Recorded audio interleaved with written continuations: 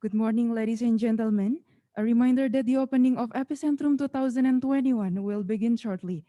Thus, we would like to inform you about the rule that we must obey throughout the event. First, every participant must change their display name by using this format, competition underscore team name. Second, every participant must keep their microphone muted and keep their camera on throughout the event. Next, we would like to inform you that there will be a question and answer session at the end of the talk show. Therefore, if you'd like to ask some question, please send it to the chat box and also do not forget to attach your name and also institution. And last but not least, all of the participants must be present in the meeting room throughout the event. All right? That's all of the rules that every participant must follow during today's event. Ladies and gentlemen, as the event will begin in any minute, we encourage all participants to be ready and have everything prepared.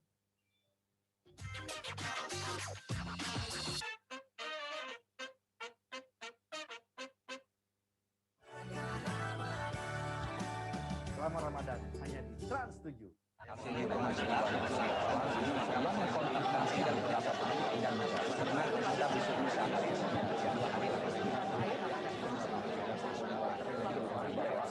Jadi BPR sebagai lembaga independen yang salah satu kuasa hingga kedatangan orang yang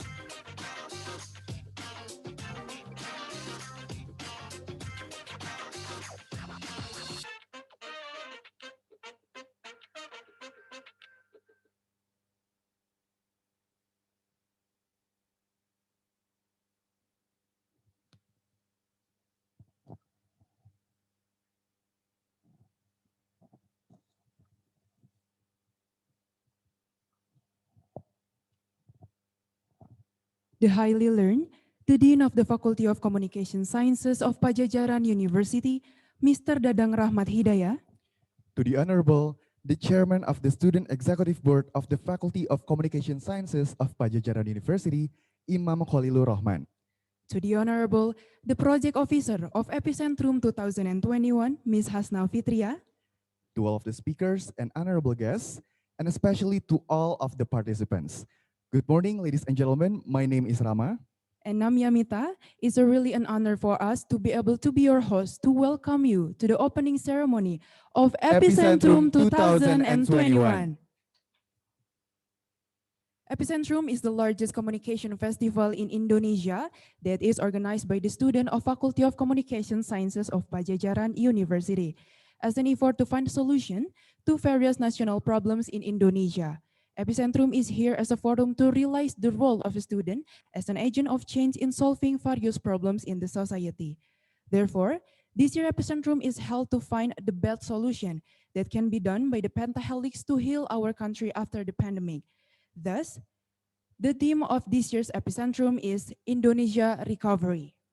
Together with the 7 competitions from 7 study programs of the Faculty of Communication Sciences, Pajajaran University, university students are given the opportunity to collaborate on a pentahelix basis, which includes ABCGM, academicians, business, community, government, and media, in order to achieve the goals of Epicentrum 2021.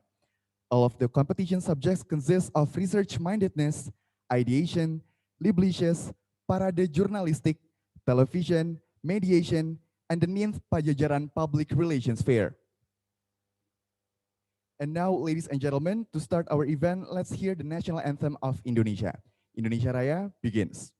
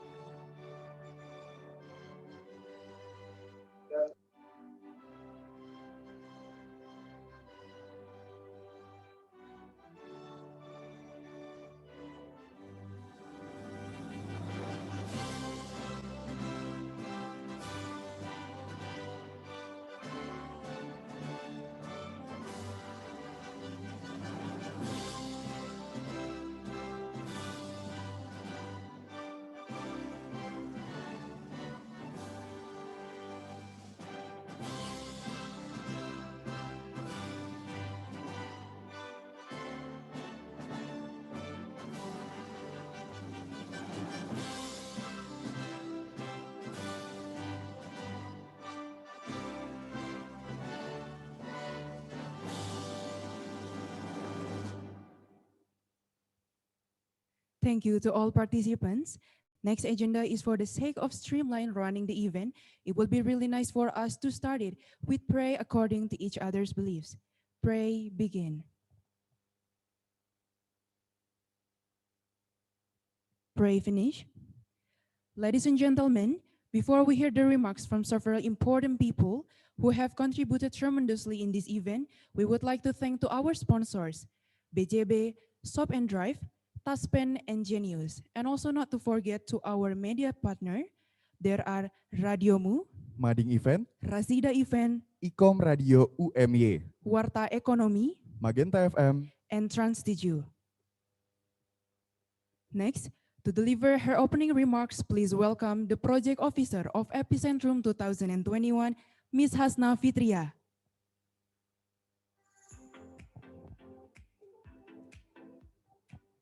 Your Excellency, Dean of Faculty of Communication Sciences of Universitas Padjadjaran, Mr. Dadang Rahmat Hidayat, Chairman of the Student Executive Board of the Faculty of Communication Sciences of Universitas Padjadjaran, Imam Khalil Rahman, to all speakers and honorable guests, and especially to all of the finalists and participants. Good morning, ladies and gentlemen. Welcome to Epicentrum International Communication Festival 2021. Epicentrum has been a really long journey for all of us. As for the committee, we have been preparing for this event since September 2020. Through many storms that we faced before, we have sailed all together. While for all of the finalists, each of you have been through very tough challenges in 7 different competitions, starting from research-mindedness, mediation, ideation, Libricious, television, parade jurnalistik, and the NIN Padjadjaran Public Relations Fair. But it's not over yet, and I wish all of the finalists good luck throughout this competition until we reach the end. Finally, I want to say thank you to all of the lecturers who gave us endless guidance while preparing this event. Also for all of the sponsors and media partners that support us, and last but not least, for all of the committee who sacrificed their time, power, and patience to make our dreams become reality. So please, enjoy the event and give your best. Thank you. May our path cross in the future.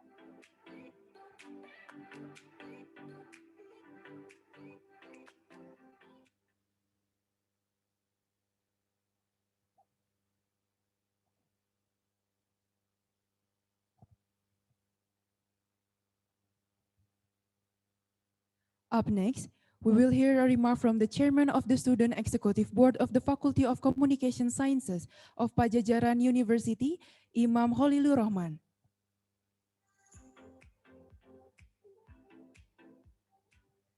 Our beloved dean, Mr. Dadang Rahmat Hidayat, all the lecturers, all the speakers, and all the participants. Assalamualaikum warahmatullahi wabarakatuh.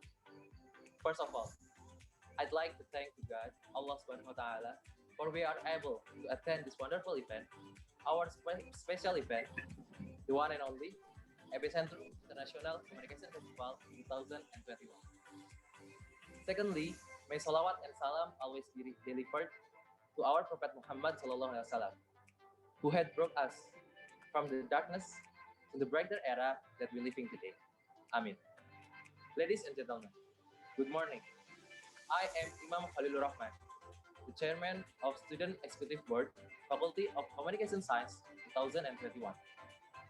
Welcome to the main point of our event, Epicentrum 2021. It took months of preparation, weeks of execution, days of judging, and approximately 1 to 2 hours of peak implementation. This is a long journey for us, so let us to appreciate. Thank you for everyone who have helped organize this event.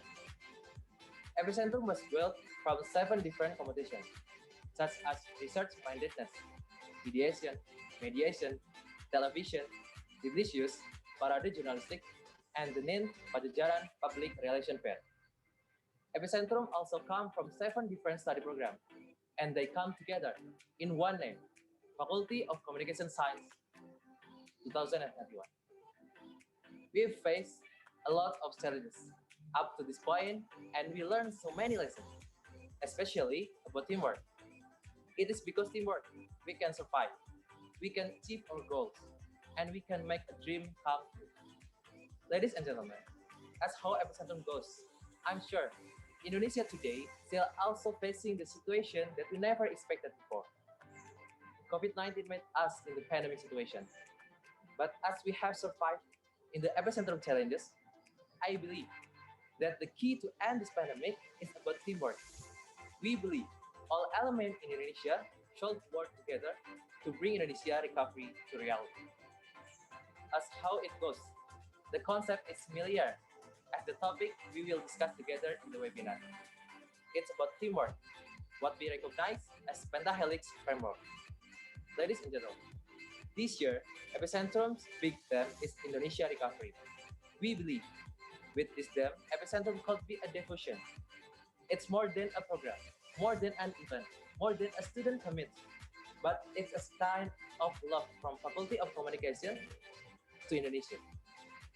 I think it's all from me. So let me end this speech with one of my favorite quotes from Henry Ford. He once said, "Coming together is a beginning, staying together is a progress, and working together is a success." So I hope Epicentrum can be a big success for all of us. Thanks for the time given and attention. I am Imam Khalilur Rahman. Once again, this is Epicentrum International Communication Festival 2021. Assalamualaikum warahmatullahi wabarakatuh.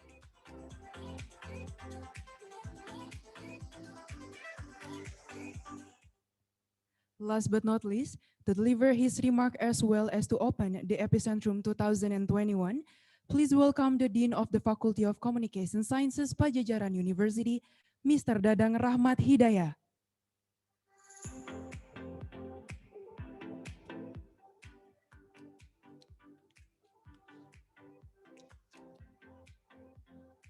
Assalamualaikum warahmatullahi wabarakatuh. Good morning, ladies and gentlemen, and to all participants of Epicentrum 2021. And welcome to opening day of Epicentrum 2021. Epicentrum is the largest annual communication festival in Indonesia that is organized by the Faculty of Communication Sciences, Universitas Padjadjaran. Aside from being a competition, Epicentrum is also a space for communication students from Indonesia and other countries to meet and exchange ideas to strengthen awareness among fellow human beings to face various problems in the world. In Epicentrum, communication students play the role as agents of change in solving various problems in society. The current communication project competition is very relevant in relation to an alarming pandemic.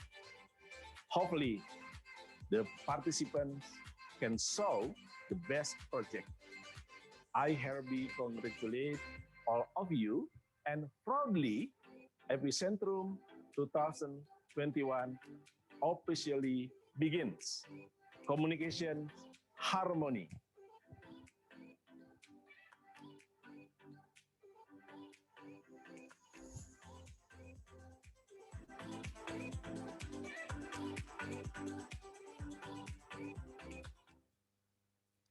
Thank you to Hasna, Imam, and Mr. Dadang for the remarks. Ladies and gentlemen, as you all may know, this year Epicentrum is held online for the first time thanks to the pandemic. Yes, and even though that we are unable to meet in a person, we would like to appreciate to all finalists and also participants for your patience and also your enthusiasm to welcome the most awaited Epicentrum 2021. And right now we have 45 finalists who have passed the preliminary round that left the best ones that are present with us today. Absolutely. And we have heard Mas Rama, not just from Indonesia, but also we have from neighboring countries such as Malaysia. So from Malaysia, welcome to Indonesia. And as we all know, Epicentrum is the one of the most prestigious communication competition in Indonesia, and also known to be the one of the most competitive and highly anticipated. So congratulations for all participants and finalists for making this far. All right, so before all of you will face the final rounds of your respective competitions, we would like to equip you with two insightful sessions that will start in any minute. But before that, we would like to thank our sponsors, BJB, Shop and Drive, and Taspen, as well as to our media partners, Radiomu, Mading Event, Rasida Event, Ikom Radio UMY, Warta Ekonomi, Unpar Radio Station, MGT Radio Bandung. and Kontan. Ladies and gentlemen, without further ado, let's move on to the next segment, which is the webinar. Thus, we would like to invite our speaker who will present under the topic of what Pentahelix plan in responding to Indonesia post-pandemic resilience. The speaker who will be delivered this topic, she is the project manager for Social Impact Campaign in Indonesia and also program manager at Love Frankie. For your information, Love Frankie is a Bangkok-based social creative agency and a part of MNC Saachi World Services Global Network. Therefore, without wait any longer, please welcome from Love Frankie, Miss Julie Binu. Bismillahirrahmanirrahim. Assalamualaikum warahmatullahi wabarakatuh. Good morning, Mr. Dadang Hidayat, the Dean of Faculty of Communication Science, Pajajaran University, and all the finalists of Epicentrum 2021. It is an honor for me to be here this morning, and thank you to Epicentrum Pajajaran University for having me today to share some experience. Next slide. Okay, before I start my presentation today, I would like to introduce myself. My name is Julie, and I'm from La Frankie, a creative agency that focuses on using communication to drive social change in Asia Pacific. Next slide. La Frankie is a social change agency that designs and implements innovative research and communication initiatives addressing critical social issues across Asia Pacific. We support social progressive organizations and private sectors to design and produce evidence-based engagement and communication strategies to achieve their social change objectives. We combine unique creative thinking with deep local insight to create culturally relevant targeted campaign to create real impact. Next slide. We all know that since we know the digital world, there are many challenges that we have to face. The first one is lack on depth of information and solution available. Digital literacy in Indonesia only introduced its concept in general, but it is not enough to deal with the problem of how to verify hoaxes, to understand which information is true and what is not, and how to fight disinformation in family chat groups and so on. The second one is the rapid growth of internet consumption not being adequately met the ability to think critically in our society. And the last one is limitation in reach due to the lack of innovation in teaching methods. As we know that during this pandemic, there were many challenges faced by teachers and lecturers, because in a very short period of time, they had to adapt to the situation that forced them to move all the learning activities online. Next slide. Thank you. To answer these challenges, Ma'arif Institute, a leading non-governmental organization focusing on preventing, countering violent extremism issues in Indonesia, Mavindo is an anti-hoax civil society organization that has pioneered many initiatives to fight the infodemic or hoax epidemics, and La Frankie, with the support of Google.org, launched Tular Nalar program. Next slide. Tular Nalar, which literally means spreading common sense, is a program that is focused on providing learning materials to hone critical thinking through digital literacy for educators and students to build their resilience to misinformation and disinformation. Next slide. Our overall program impact is to help more than 26,000 lecturers, students, and teachers to build resilience against misinformation and disinformation. Next slide. We are spreading Tular Nalar to 23 cities in Indonesia since 2020. We've trained more than 900 lecturers, 4,000 teachers, and more than 5,000 students, and the journey to fight misinformation and disinformation during this pandemic will continue until next year. Next slide. Tular Nalar has several program activities. The formative research is conducted before designing the curriculum to strengthen the implementation of the program, understand perceived challenges of lecturers when teaching media literacy, identify needs and gaps of current students for media literacy, and to test different online course models and e-learning content. This activity involves lecturers, digital literacy experts, religious leaders, civil society, and government to develop curriculum, learning methods, and content. The next one is curriculum development. The information, data, and perspective from formative research compiled with various available materials to develop in the curriculum, learning methods, and content, including video and online learning platforms. Online training for lecturers.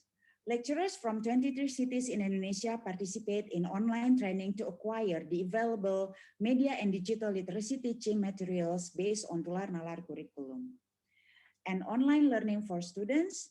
Lecturers who have taken the online training class are obliged to transfer the knowledge they get from the online training to their students. And webinar for teachers is the webinar which is conducted for high school teachers from 23 cities in Indonesia to introduce Tular Nalar curriculum. Next slide. Radio talk show. Together with Jaringan Radio Komunitas Indonesia or Indonesia Community Radio Networks, this program reaches areas that have limited access to the internet. We produce a talk show with lecturers, religious leaders, CSOs, teachers who have been trained to give a series of short interviews through this radio engagement to build critical thinking. Online learning platform. Developing an online learning platform that be the house of media and digital literacy curriculums, video and learning modules, and can be accessed by educators, students, and everyone who wants to learn about media and digital literacy.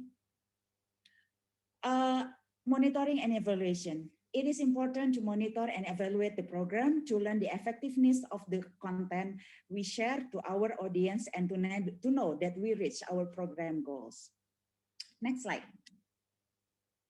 Since January 2020 until April 2021, the ICT Ministry has found that more than 1,500 hoaxes about COVID-19. And we all know that a lot of people believe that COVID is just a hoax. Infodemic or hoax epidemic spread everywhere, and to overcome this, one of our topic in Tular Nalar curriculum is about public health. We call it Internet dan Kesehatan in our online learning platform. Next slide. Through this topic, we hope that people able to respond to hoax related to public health with digital literacy capacity. Having the awareness that to strengthen oneself means to strengthen the environment. Next slide. Tular Nalar online learning platform is the house of Tular Nalar curriculum, which is supporting tools such as quizzes, lesson plan for educators, and video of each topic of the curriculum to convey the key messages to our target audience. And here's one of the video from our topic, Internet dan Kesehatan.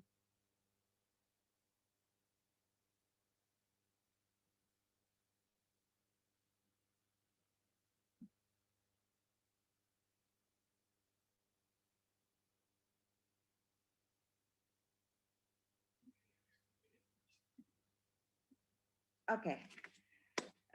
Sorry, maybe there's a technical issue, so we cannot show the video. Don't forget, please visit our Tular Nalar website at www.tularnalar.id. Thank you and have a good day. Wassalamualaikum warahmatullahi wabarakatuh.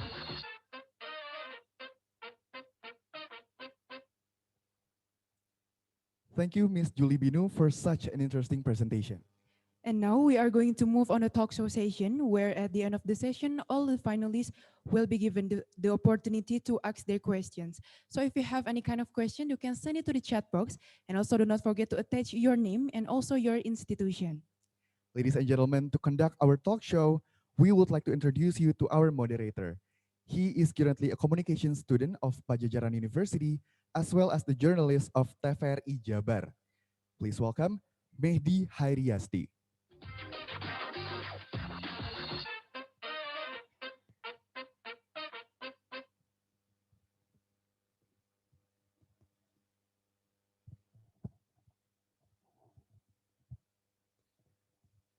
Okay, Indonesian youngsters, please give a warm round of applause to our master of ceremony. Thank you, Yamita and Rama, you are so fantastic. Indonesian youngsters, in this great occasion, please allow me to moderate this talk show with Indonesian language. Halo, selamat pagi Indonesian youngsters, dimanapun kamu berada, apa kabar hari ini? Tentunya semoga baik-baik saja. Perkenalkan, saya Mehdi Riasdi, teman-teman boleh panggil saya Mehdi. Saya merupakan moderator yang akan memandu jalannya acara selama 1 jam ke depan. Oke, teman-teman mungkin untuk saat ini kita ada di jam-jam yang cukup rawan. Mungkin di antara teman-teman ada yang baru bangun dari tidurnya atau mungkin juga ada yang saat ini lagi double job. Lagi virtual meeting tapi juga nontonin openingnya Epicentrum 2021. Wah, pokoknya walaupun teman-teman lagi double job ataupun teman-teman lagi bangun tidur, ini nggak jadi masalah. Karena teman-teman keren banget, udah bisa nyempetin waktunya, udah bisa ngeluarin waktunya untuk ikut talk show yang sangat luar biasa banget hari ini. Karena kita akan bahas tentang bagaimana sih Indonesia bisa pulih dari masa pandemi COVID-19 dengan judul World Mental Health Plan in Responding to Indonesia Post-Pandemic Resilience. Dan Indonesian Youngsters untuk membahas tema ini tentu tidak akan sendiri karena saya sudah ditemani oleh 4 narasumber yang sangat luar biasa hari ini. Saya akan perkenalkan terlebih dahulu pembicara yang pertama. Baik, boleh ditampilkan? Baik. Pembicara kita yang pertama adalah Bapak Ahyari Hananto. Beliau merupakan founder sekaligus editor in chief Good News from Indonesia. Kemudian Good News from Indonesia sendiri mendapatkan penghargaan sebagai Most Influential Netizen 2009 dari The Marketer Magazines. Kemudian juga mendapatkan penghargaan Anugerah Komunikasi Indonesia dari Kementerian Komunikasi Informasi pada tahun 2015. Lalu beliau juga telah menulis buku, diantaranya ada Fundamental of Disaster Management pada tahun 2007 dalam bahasa Inggris dan juga bahasa Indonesia. Kemudian juga beliau juga menulis buku tentang Good News from Indonesia, Beragam Prestasi Anak Bangsa di Dunia pada tahun 2013, serta buku Indonesia Bersyukur 2013 dan 2014. Kita sapa terlebih dahulu ada Pak Ahyar. Halo Pak Ahyar. Halo, Assalamualaikum Mas Mehdi, apa kabar? Waalaikumsalam, selamat pagi Pak Ahyar, semoga sehat selalu. Kebetulan saya di Surabaya tadi maunya Mas Mehdi pakai bahasa Sunda, jadi saya bisa sekalian belajar gitu. boleh Pak. Oke, selanjutnya saya akan perkenalkan pembicara yang kedua. Ini tentunya mungkin teman-teman sudah tidak asing lagi karena mungkin sering banget nih muncul di forum atau juga di kolom For Your Page-nya teman-teman. Oke. Pembicara kita yang kedua adalah Ibu Ira Mirawati. Latar belakang pendidikan beliau diantaranya mengenyam pendidikan S1 Manajemen Komunikasi Unpad di tahun 1999 sampai dengan 2004. Kemudian juga S2 Ilmu Komunikasi Unpad 2005 hingga 2007. Dan S3 Ilmu Komunikasi Unpad 2015 hingga 2019. Untuk karirnya sendiri, saat ini beliau merupakan dosen Fakultas Ilmu Komunikasi Unpad dalam konsentrasi Communication Training and Consulting. Kemudian juga beliau juga aktif sebagai konsultan dan trainer komunikasi perusahaan ataupun lembaga pemerintah dan juga konten kreator sejak 2020 sampai di ini. Wah, tentunya sangat luar biasa banget. Boleh kita sapa terlebih dahulu ada Ibu Ira. Halo Ibu. Halo, Assalamualaikum. Waalaikumsalam. Selamat pagi Ibu. Sehat Bu? Alhamdulillah sehat ya, WFH mah makmur lah makan terus.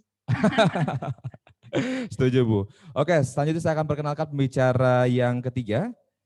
Pembicara yang ketiga merupakan koordinator substansi umum kerjasama dan hubungan masyarakat Setditjen Dikti. Untuk riwayat pendidikannya sendiri, beliau mengenyam sarjana bahasa dan sastra Inggris Universitas Pajajaran. Kemudian juga pernah belajar di Magister Budaya, Media dan Komunikasi Kajian Wilayah Amerika, Sekolah Kajian Strategik dan Global Universitas Indonesia. Dan juga Graduate Certificate in Data Science, Policy Evaluation and Development, University of Australia Adelaide.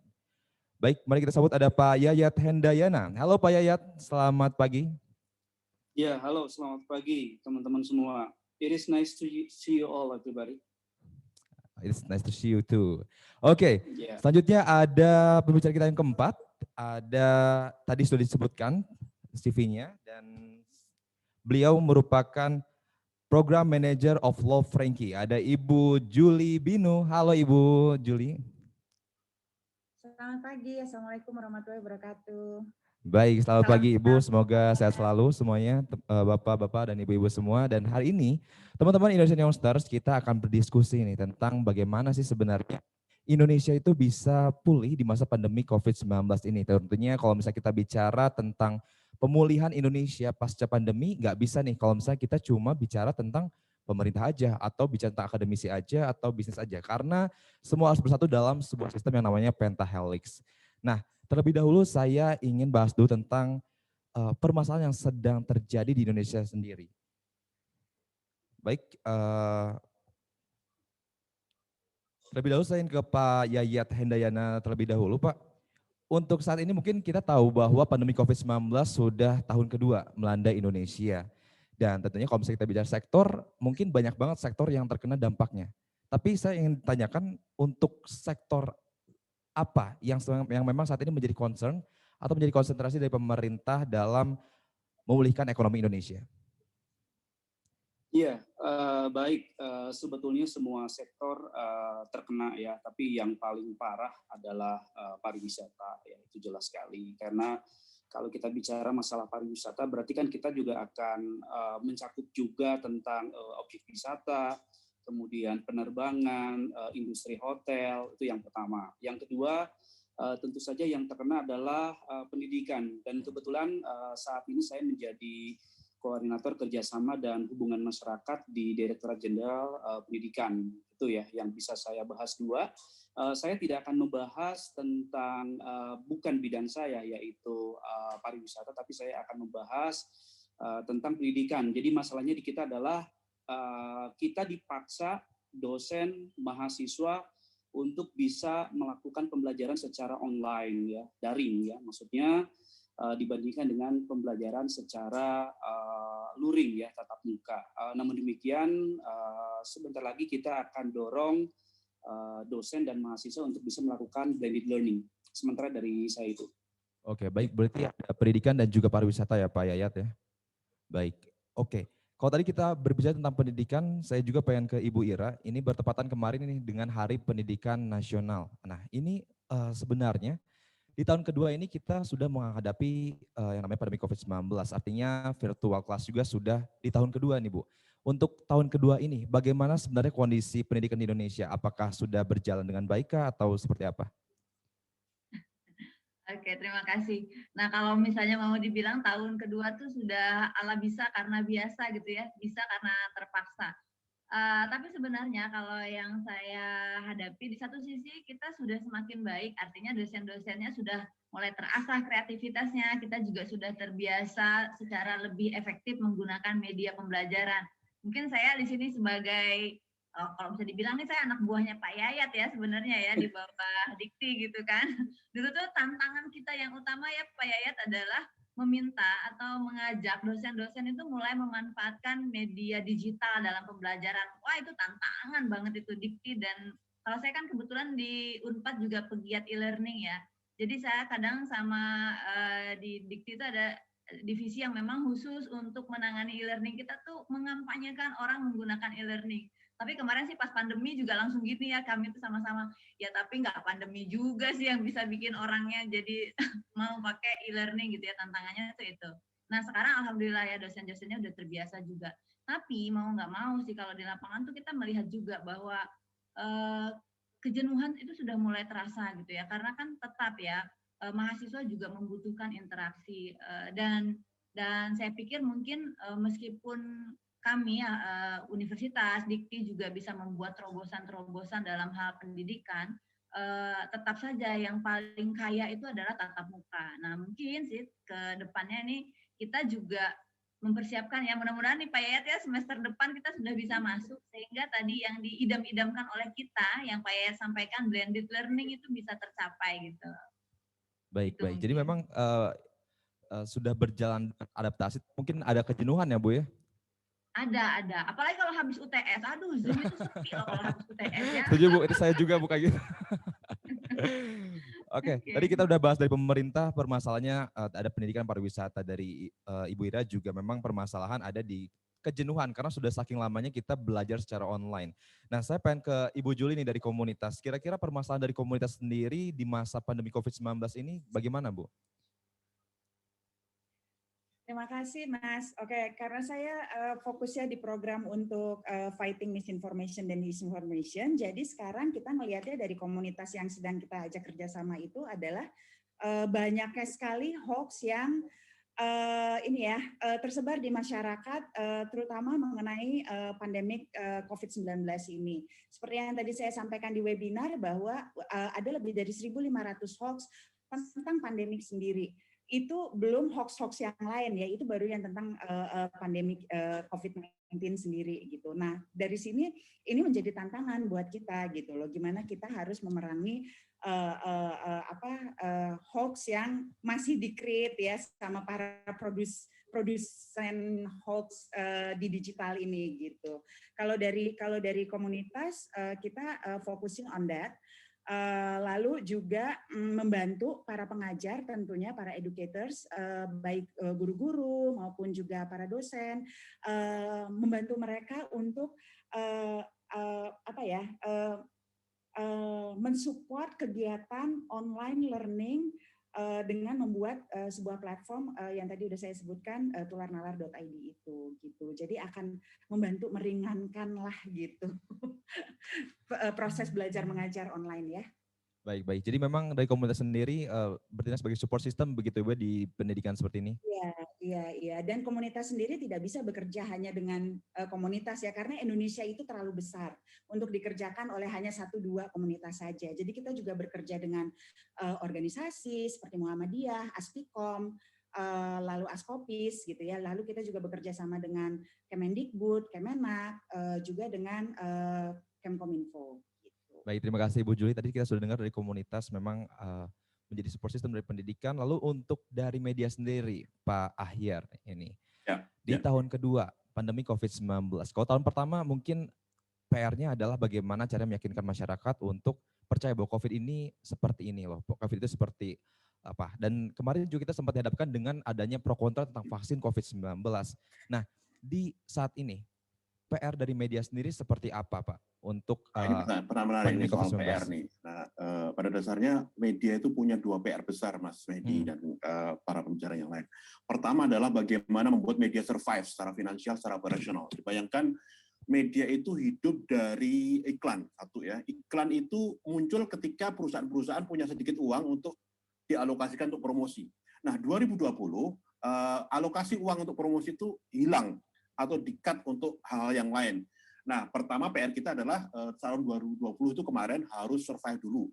Pertama, ketika harus survive, kami punya tanggung jawab moral dalam tanda petik untuk menyelamatkan media-media lain yang lebih kecil dibandingkan kami di daerah-daerah terutama untuk sama-sama survive gitu. Nah, kami bekerja sama dengan media-media di Kalimantan Utara, di Sulawesi Selatan, di Sumbawa, di Ternate dan segala macamnya yang lebih kecil dan secara finansial mereka sudah struggling bahkan sebelum pandemi. Nah, kita selamatkan dulu. Nah, ketika media ini sudah survive, kita punya PR yang kedua.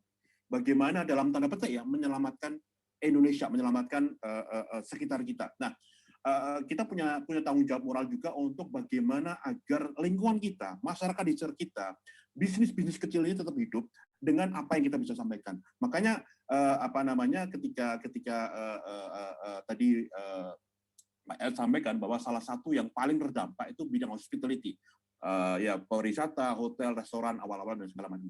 Kami bekerja sama dengan beberapa badan pemerintah termasuk Kementerian Pariwisata. Kami menggalakkan yang namanya di Indonesia saja. Jadi kami tetap dorong kawan-kawan untuk berwisata tapi dengan prokes yang ketat, tapi di Indonesia. Dan ini ternyata cukup berhasil. Kampanye ini berlangsung sejak April 2020 sampai sekarang, sampai hari ini gitu. Pertama dengan Kementerian Pariwisata, yang kedua dengan Kementerian Perdagangan, yaitu bangga buatan Indonesia. Nah, kita punya momentum, punya potensi besar ketika barang-barang impor ini terbatas karena pandemi, dibatasi begitu ya. Kita punya potensi, punya kesempatan untuk mengangkat brand-brand lokal, produk-produk lokal untuk dikenal gitu. Jadi peran media di situ dan alhamdulillah sejak Maret 2020 sampai sekarang ya, sejak pandemi sampai sekarang kami sudah melakukan semuanya dan kami bisa bilang keberhasilannya sudah ya 85% lah kira-kira.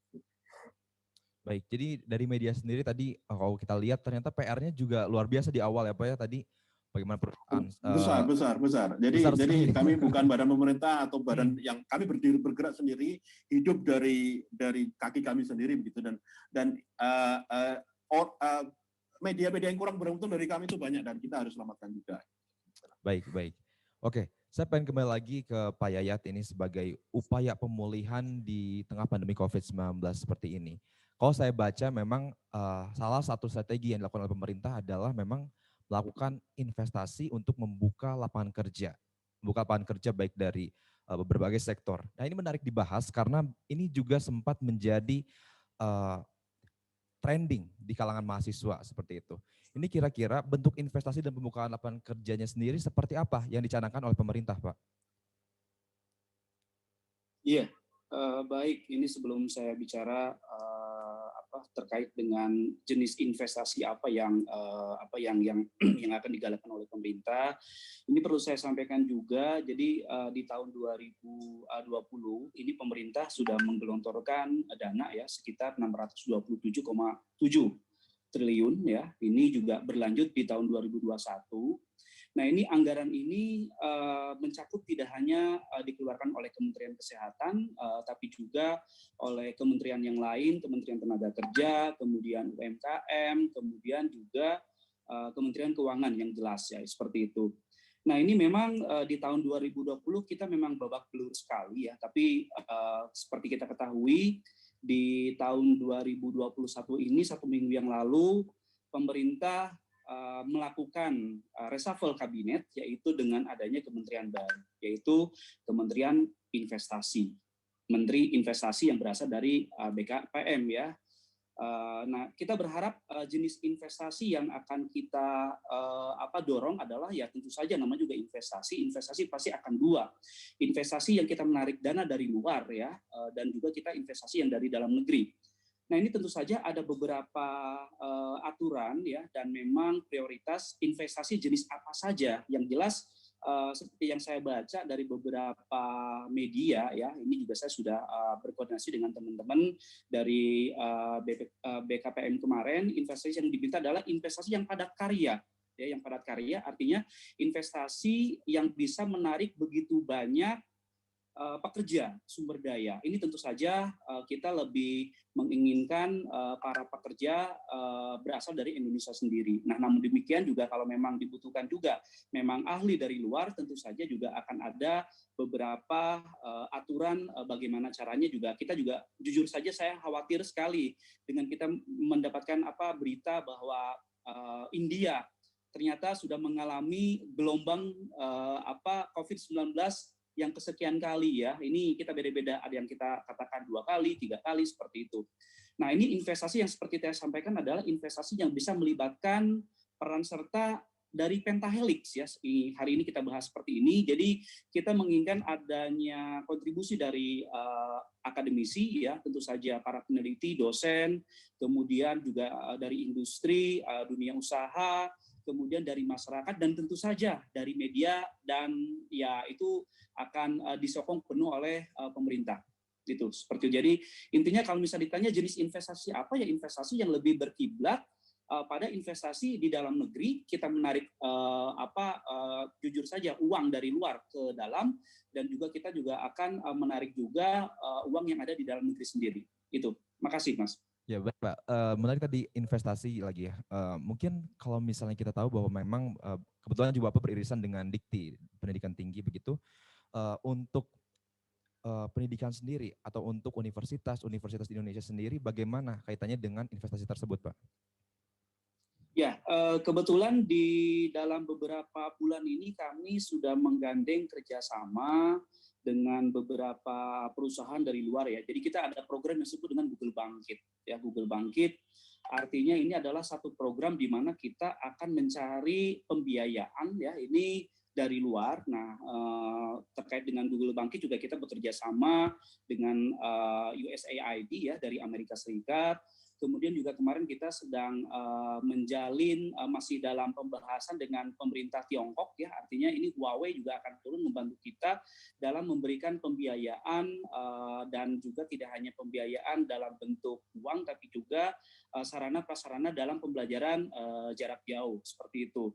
Nah, kemudian juga untuk mahasiswa sendiri juga kita saat ini memang sedang membuka untuk bantuan dari LPDP. Ya, seperti kita ketahui, selama ini memang LPDP lebih menyasar untuk beasiswa khusus ya, yang memang terdiri atas konsorsium Kementerian Keuangan, Kementerian Agama, Kementerian Pendidikan dan Kebudayaan, dulu Riset dan Teknologi, ya.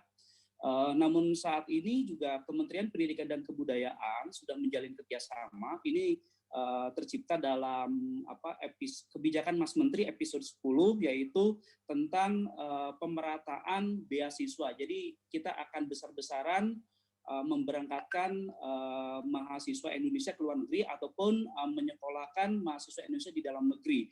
Nah, ini akan sangat besar sekali berkaitan dengan ini. Nah, terkait juga dengan LPDP juga kebetulan Dikti sudah punya program, kita mengucurkan 1,7 triliun. Jadi ada program yaitu Kedai Reka, kemudian matching fund, competitive fund. Jadi ini totalnya 1,7 triliun, di mana juga kita sudah menggandeng mitra dari dalam negeri, yaitu dari industri, dunia usaha dan dunia industri. Nah, kita berharap dengan adanya kucuran dana, kita juga akan bisa berkontribusi bagi masyarakat.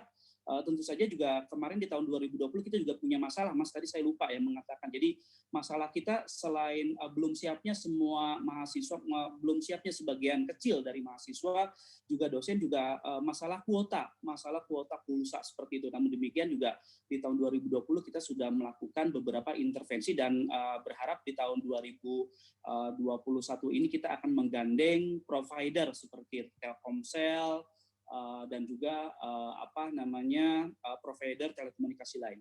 Itu dari saya. Terima kasih.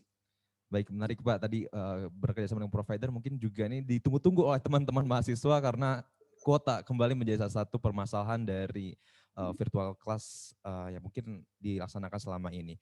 Nah, saya juga pengen ke Ibu Ira. Ini tadi kalau misalnya kita bahas tentang investasi, pembukaan lapangan kerja. Mungkin walaupun tidak semua mahasiswa, tapi hampir semua ingin setelah lulus bisa bekerja begitu. Ini kira-kira langkah dari akademisi sendiri untuk mempersiapkan mahasiswa agar bisa masuk lapangan kerja dan membantu pemulihan ekonomi nasional itu seperti apa, Bu? Oke, terima kasih Mas Mahdi. Nah, ini memang salah satu tantangan dalam pembelajaran daring itu adalah kita tuh punya PR, bagaimana sih mereka bisa menguasai skill. Kalau pengetahuan dan sikap, saya rasa transfernya bisa ya melalui pembelajaran daring gitu ya, sampai gitu. Tapi kalau skill yang harus melakukan sesuatu, nah itu PR paling besar. Ya kan akhirnya kita kemarin gimana caranya mereka bisa terampil melakukan itu tapi dengan pembelajaran mandiri. Nah, itu yang PR sekali buat kita. Nah, memang kalau untuk ilmu-ilmu sosial mungkin tidak terlalu masalah ya. Yang menjadi tantangan terberat itu untuk ilmu-ilmu eksakta, di mana mereka harus ke laboratorium dan lain-lain. Tapi alhamdulillah sih mungkin kalau misalnya melihat yang dilakukan UNPAD itu dengan protokol kesehatan yang sangat ketat, itu kan sekarang juga sudah mulai dilakukan ya semester ini. Dilakukan bisa ke lab, bisa praktikum dan lain-lain, tapi bergantian gitu ya, untuk itu menjaga kualitas tadi keterampilan.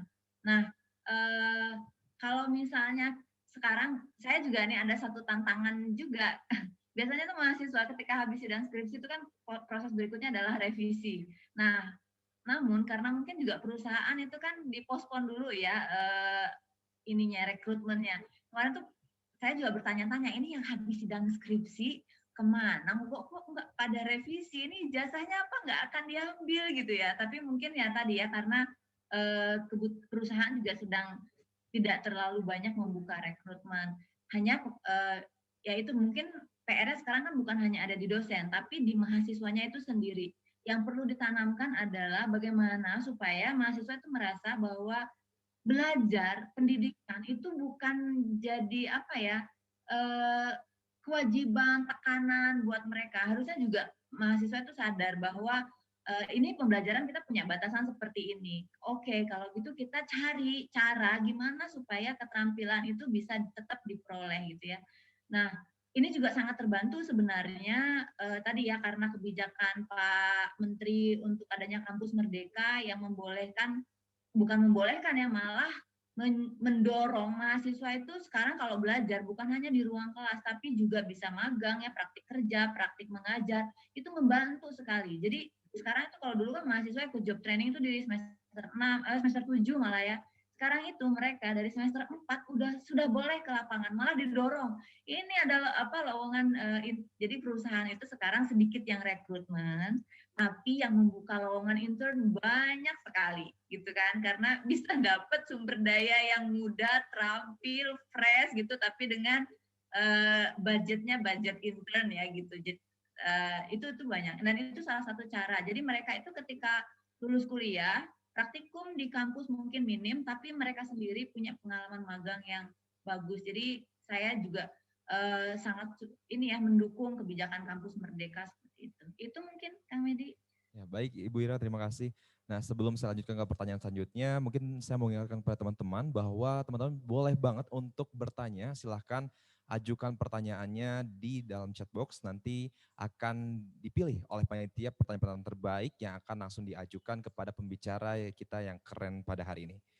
Baik, tadi saya highlight tentang Kampus Merdeka, Ibu. Ini selama ini Kampus Merdeka di Unpad ataupun di kampus yang sudah dilaksanakan sendiri sudah seperti apa, Bu? Apakah sudah berjalan dengan baik atau seperti apa?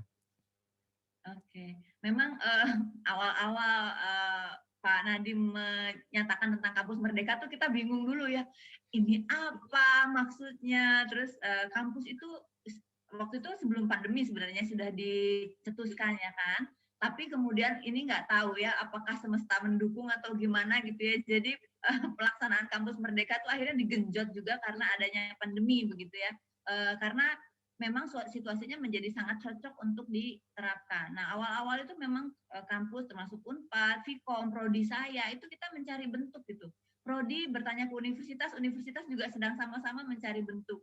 Universitas juga bertanya ke pengambil kebijakan yang lebih tinggi juga sama ya, jadi kita tuh sama-sama mencari bentuk. Nah, 1 tahun kemarin itu kita aduh gimana nih proses pelaksanaannya, mulai dilaksanakan kapan, perizinannya, cara konversi nilainya, mengakui bahwa apa yang dilakukan mahasiswa itu adalah bagian dari pembelajaran. Nah itu kita kemarin 1 tahun memang benar-benar mencari formulanya. Tapi alhamdulillah sih di tahun ini sudah proses magang sudah berjalan, terus kita bisa ada praktik misalnya mengajar, terus wirausaha juga sudah mulai jalan.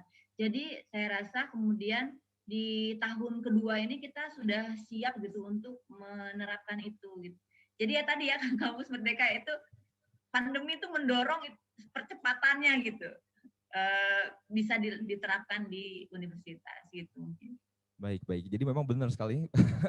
Terus saya juga mungkin mengalami hal tersebut, Ibu. Jadi memang di pandemi COVID-19 seperti ini, Kampus Merdeka benar-benar terasa sekali manfaatnya. Jadi bisa ikut kelas di lintas universitas dan lain sebagainya. Nah, saya pengen ke Ibu Julin dari komunitas sendiri. Kalau nggak salah itu dari Kampus Merdeka sendiri, memang ada juga ini yang bisa berhubungan dengan komunitas-komunitas seperti itu. Seperti diantaranya ada program kampus mengajar ataupun program-program sosial entrepreneur lainnya. Apakah bagaimana dari tanggapan Ibu Juli sendiri tentang adanya kampus merdeka seperti ini? Ya, kalau kami dari komunitas tuh sangat mendukung banget dengan kampus merdeka. Sebenarnya kita juga sedang banyak berdiskusi dengan Kemendikbud untuk mengintegrasikan, mengadap kurikulum tular nalar ini di Spada. Mungkin kalau untuk para dosen udah tahu ya Spada ini apa, Pak Yaya juga mungkin udah tahu. Jadi kita udah banyak ngobrol dengan Kemendikbud, berdiskusi gitu ya, karena emang kita melihatnya bahwa kerjasama antara komunitas dengan kementerian itu sangat-sangat dibutuhkan gitu ya, dan peluangnya itu ada gitu ya. Jadi oleh karena itu kita mencoba untuk memasukkan tular nalar ini ke Spada untuk dipakai oleh para dosen juga dan para pengajar yang lain. Baik, terima kasih Ibu Juli. Untuk media sendiri Pak Akhir, ini program Kampus Merdeka mungkin kan ini yang namanya tahun pertama ataupun awal-awal itu akan sangat membutuhkan yang namanya bom informasi ataupun memberikan informasi sebanyak-banyaknya kepada halayak gitu. Langkah apa yang sudah dilakukan oleh media sendiri untuk membantu pemerintah dalam mensosialisasikan program-program seperti Kampus Merdeka ini? Nah, pada dasarnya saya setuju, dan sebenarnya Kampus Merdeka itu sudah menjadi perbincangan lama sejak mungkin 2015 begitu ya, dan ketika ini benar-benar di launching, ini menjadi satu momentum besar bagi mahasiswa untuk memperkaya memperkaya kemampuannya atau skill-skillnya untuk menghadapi dunia kerja maupun dunia entrepreneurship begitu. Nah, di bidang media sebenarnya kami tidak secara khusus membahas tentang kampus merdeka, tapi kami membahas mengenai potensi-potensi kesempatan-kesempatan yang bisa didapatkan oleh mahasiswa ketika dia sudah menyelesaikan studinya begitu. Dan tadi sampaikan bahwa memang Ibu Ira sampaikan bahwa saat ini memang di dunia usaha, dunia kerja itu memang sangat sempit sekali, dan percayalah untuk mahasiswa yang saat ini sedang mendengarkan, percayalah dunia kerja atau lowongan kerja itu makin lama bukan makin terbuka, bukan makin besar, bukan makin mudah, tapi makin sempit begitu, makin sulit didapatkan. Makanya itu di media kami itu setahun belakangan, 2 tahun belakangan inilah itu selalu mengkampanyekan namanya entrepreneurship gitu. Dan satu sektor yang kami fokuskan benar-benar adalah boomingnya dunia digital Indonesia. Jadi bayangkan ketika masa pandemi ini hanya ada 2 negara di Asia yang investasi di bidang digitalnya itu jor-joran banget sampai puluhan miliar. Yaitu ada 2, yaitu Singapura pertama, nomor 2 Indonesia. Dan kita perlu ingat bahwa ada satu ekosistem besar dunia digital Indonesia yang sudah terbentuk. Contoh saja misalnya Mas Medi, Malaysia sama Indonesia itu besaran Indonesia jauh-jauh banget. Gedean populasinya lebih banyak.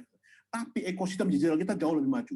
Bayangkan e-commerce di Malaysia itu kalau kita beli sesuatu di Malaysia, sampai misalnya dari Kuala Lumpur sampai Johor yang nggak begitu jauh, itu perlu 4 sampai 5 hari sampai barangnya. Di Indonesia itu 2 sampai 3 hari. Kalau lebih dari itu kita juga komplain. Kita juga sudah mengenal e-payment, mengenal OVO, GoPay dan segala macamnya. Kita masuk ke sana. Dan satu lagi ya, pada tahun 2020 Jakarta dinobatkan sebagai the second most emerging ekosistem startup di dunia di bawah Mumbai. Ada 56 miliar dolar Amerika Serikat yang jor-joran masuk ke Jakarta selama 2020, selama di Indonesia terutama. Dan ini menjadi peluang besar bagi mahasiswa untuk bisa masuk ke sana. Bukan hanya bekerja di dunia startup, tapi juga memulai sesuatu, memanfaatkan boomingnya dunia digital. Bayangkan di Malang sebelah tetangganya sebelah Surabaya, itu ada satu ibu-ibu yang memulai berjualan di dunia e-commerce. Dan dia menjadi salah satu orang paling banyak menjual di Lazada di Malang. Yang dia jual itu bukan sesuatu yang kita perlukan setiap hari. Dia jual barbel selama pandemi ini, dan setiap hari dia jual 170 unit barbel tiap hari gitu. Dan itu tidak bisa terjadi jika dunia digital kita, jika ekosistem digital kita belum terbentuk. Nah, makanya itu sebenarnya kalau kita ngomong investasi, dunia kerja, dunia pendidikan, nah ini salah satu jawaban yang besar, yang tepat adalah memanfaatkan boomingnya dunia digital kita. Kita sudah siap, Indonesia adalah yang paling siap di Asia Tenggara di bawah Singapura. Malaysia kalah jauh di belakang kita, Thailand kalah jauh di belakang kita, Vietnam agak di belakang kita, yang lain-lain jauh. Nah, ini kawan-kawan mahasiswa manfaatkan. Dan kita di dunia media selalu highlight tentang hal-hal seperti itu, Mas Medi. Thank you. Baik. Ini menarik kalau misalnya kita bicara tentang ekosistem dunia digital. Ini juga ada kaitannya mungkin dengan kemarin bahwa Presiden Joko Widodo resmi menggabungkan antara Kemendikbud dan juga Ristek Dikti. Ini dari pandangan Pak Yaya sendiri dari Dikti, ini apa yang akan dilakukan selanjutnya untuk bisa membuat ekosistem digital di Indonesia itu maju, berkembang, terutama untuk pemulihan ekonomi nasional, seperti itu, Pak? Iya, Mas Medi, ini pertanyaan yang jawabannya ditunggu-tunggu oleh banyak pihak. Ya. Ada kekhawatiran, ada optimisme, tapi ada sebagian masyarakat yang pesimis ya dengan penggabungan seperti ini, dengan tuduhan katanya Kementerian Pendidikan dan Kebudayaan akan overloaded ya dengan pekerjaan baru. Nah, ini perlu saya sampaikan bahwa kalau kita bicara, izin nih Bu Ira, ini saya masuk ke dunia kampus nih. Jadi kalau kita bicara tentang pendidikan, pengajaran ya, yang merupakan satu dari bagian Tridharma perguruan tinggi, dulu di era Ristek Dikti tahun 2014 akhir sampai tahun 2019, memang kita juga sudah menyatu ya, artinya Kementerian Pendidikan dan Kebudayaan yang memang digawangi oleh Ditjen Pendidikan Tinggi waktu itu memang sudah melakukan jelas-jelas ya mengawal Tridharma perguruan tinggi yang dilakukan oleh perguruan tinggi. Nah, namun demikian ketika Dikti bergabung dengan Ristek 2014-2019, kita memang benar-benar fokus. Namun demikian ternyata kita menghabiskan waktu lebih dari 1 tahun untuk penataan organisasi, jujur, penataan organisasi, penataan SDM. Nah, kemudian di tahun 2019 terakhir kemarin, Dikti diceraikan kembali dengan Ristek.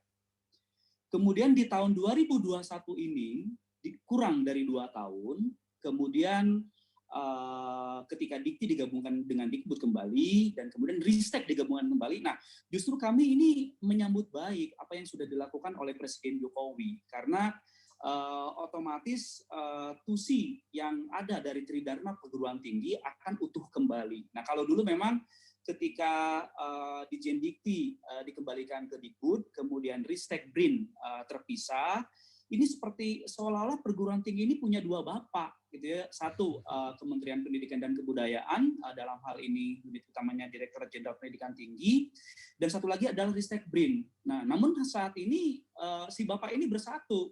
Dulu saya pernah dengar istilahnya kalau Dikbud itu namanya Dedi, Ristek itu sugar daddy. Ini mohon maaf ya dalam tanda kutip sugar daddy, karena Ristek BRIN itu kan memberikan bantuan secara jor-joran seperti itu ya, karena untuk penelitian dan pengabdian masyarakat. Nah, kita percaya bahwa dengan bergabungnya riset teknologi dan pendidikan tinggi, justru kita akan bisa benar-benar menciptakan dan menyukseskan pentahelix. Ya, jadi nanti tidak akan ada lagi misalnya, ini ranahnya riset dan teknologi, ini ranahnya Kementerian Pendidikan dan Kebudayaan, ini dengan Ristek gabung dengan Dikbud, berarti otomatis kita memiliki dan bisa melaksanakan TUSI dari Tridharma Perguruan Tinggi secara utuh. Nah, berbicara tentang hal ini, tentu saja juga saya harus mengatakan bahwa dalam kebijakan Kampus Merdeka, di mana kita memiliki 8 dan sekarang menjadi 9, yaitu satu lagi adalah bela negara, kita memang benar-benar memberikan kesempatan mahasiswa untuk bisa mendapatkan pengalaman belajar di luar kampus. Nah, dari 9 kegiatan ini kita sudah memiliki 3 flagship, yaitu pertama adalah kampus mengajar, kemudian adalah magang dan studi independen bersertifikat, dan pertukaran mahasiswa. Ini kemarin baru saja saya menyelesaikan untuk melakukan wawancara dengan para reviewer ya, proposal. Kita berharap ini Bu Ira dan teman-teman, kita nanti akan mendapatkan 2 program. Jadi ada satu program magang yang memang dikelola oleh perguruan tinggi ya, PTN maupun PTS masing-masing, dan akan ada program yang dibiayai oleh Ditjen Dikti. Jadi ini insya Allah di semester depan kita akan bisa misalnya membiayai ketika mahasiswa melakukan magang di industri. Jadi nanti beberapa aturan sudah kita buat dan kita pun memang juga sudah menghasilkan kemarin 2 minggu yang lalu sudah menyelesaikan Kepmendikbud, Keputusan Menteri Pendidikan dan Kebudayaan nomor 74P terkait dengan pengakuan SKS. Jadi nanti para dosen yang ada di perguruan tinggi nggak usah khawatir karena Kepmendikbud ini akan memaksa dosen untuk mau tidak mau tunduk pada keputusan menteri. Namanya juga keputusan menteri ya, dan sebelumnya juga ini juga keputusan ini juga merupakan kelanjutan dari peraturan Menristek Dikti tahun 2017. Itu. Jadi kita berharap dengan adanya Ristek bergabung dengan Dikti, TUSI dari Tridharma Perguruan Tinggi akan utuh. Terima kasih, Mas Medi. Ya, baik-baik. Kalau misalnya kita lihat memang tujuan sebenarnya dari seluruh kebijakan pemerintah ini baik, bisa dibilang sangat baik gitu. Baik dari investasi ataupun dari tadi Kemenristek digabung dengan Kemendikbud begitu. Namun sejauh ini Pak Yayat, bagaimana sih strategi komunikasi yang dilakukan oleh pemerintah dalam menyampaikan informasi-informasi tersebut agar masyarakat bisa menerimanya tidak parsial tapi seutuhnya begitu? Iya, jujur saja ya, ini saya harus jujur ya. Jadi tadi juga saya dengar Bu Ira mengatakan bahwa di tahun 2020 sepertinya kebijakan Kampus Merdeka ini jalan tepat. Itu betul sekali, karena mungkin pandemi menghajar negara kita dan babak belur di semua sektor ya, tidak hanya sektor pendidikan, kesehatan, pariwisata, ketenagakerjaan, bahkan semua sektor saya pikir kena imbas semua, pengangguran meningkat seperti itu. Nah, namun demikian, seperti tadi saya sampaikan, memang di tahun 2021 ini kami akan melakukan kampanye nasional. Jadi kampanye nasional tentang kebijakan Kampus Merdeka akan dilakukan secara blended. Jadi kita akan turun ke daerah, tentu saja dengan mengikuti protokol kesehatan yang ketat. Itu satu. Dan kemudian secara komunikasi publik dan publikasi kita akan melakukan diseminasi informasi kebijakan Kampus Merdeka di semua kanal. Jadi di media cetak, kemudian di media elektronik, kemudian di media sosial. Kalau kita lihat, ya memang sebetulnya ada masyarakat yang masih tetap nyaman ya dengan media cetak. Ya kita akan tetap lakukan itu. Meskipun juga jujur saja juga saya sedih juga. Saya kemarin dapatkan beberapa informasi dari teman-teman jurnalis Jakarta, Mas Dayat, kami tidak lagi mencetak koran nih, kami rugi. Sehingga kami akan bermain di kanal online. Nah, jadi terkait dengan yang tadi, kita akan melakukan semua diseminasi informasi di semua platform perpesanan, media sosial, elektronik, ya dan termasuk YouTube tentu saja. Jadi kita akan melakukan semua cara dalam kerangka kampanye nasional Kampus Merdeka. Ya, Mas Pedi, terima kasih. Baik, kampanye nasional ya Pak ya, begitu untuk bisa menginformasikan informasi-informasi dari pemerintah sendiri agar tidak diterima parsial. Karena memang kadang-kadang nih Pak ya, berita hoax ataupun perdebatan di antara masyarakat itu karena informasi belum menyeluruh begitu. Karena baru parsialnya atau hanya dari satu sudut pandang saja, karena belum semuanya, jadi seperti itu. Mudah-mudahan dengan adanya kampanye nasional seperti itu bisa membuat masyarakat lebih paham tentang informasi-informasi yang disampaikan oleh pemerintah. Nah, kalau tadi kita bicara tentang media, nggak lengkap kalau bisa kita juga tidak bahas ke Pak Ahyar ini. Halo Pak Ahyar, bagaimana untuk dari media sendiri menyampaikan informasi-informasi baik itu dari pemerintah ataupun kebijakan-kebijakan yang mungkin kadang-kadang suka memberikan pro kontra ataupun perdebatan panas baik di media sosial ataupun dimanapun atau bahkan mungkin bisa sampai turun ke jalan seperti itu. Ini bagaimana caranya dari media memberikan informasi tersebut kepada masyarakat agar diterima dengan baik? Nah, perlu diingat bahwa media itu punya tugas moral dua ya. Satu menyampaikan informasi, yang kedua menyeimbangkan informasi begitu.